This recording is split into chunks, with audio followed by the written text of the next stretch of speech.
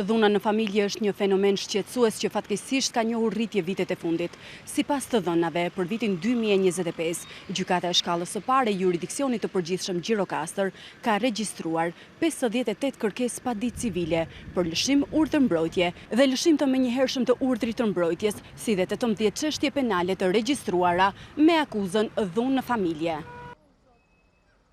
Ndryshimet e fundit ligjore përbëjnë një hap pozitiv drejt ashpërsimit të politikës penale ndaj rasteve të dhunës në familje, thekson kryetari i dhomës së avokatisë në Gjirokastër.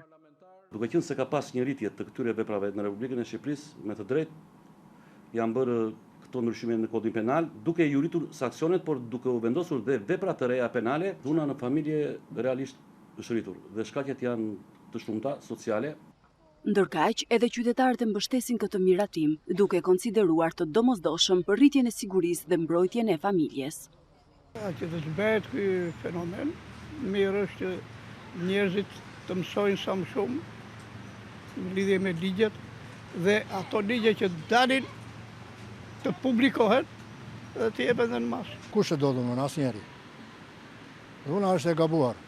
Ai është mjeti i fundit i logjikës. Është dhuna. Forcimi i dispozitave ligjore rrit përgjegjësinë penale të autorëve dhe njëkohësisht garanton mbrojtjen më të plotë për viktimat. Megjithatë, sfidë mbetet zbatimi korrekt dhe efikas i ligjit në praktikë.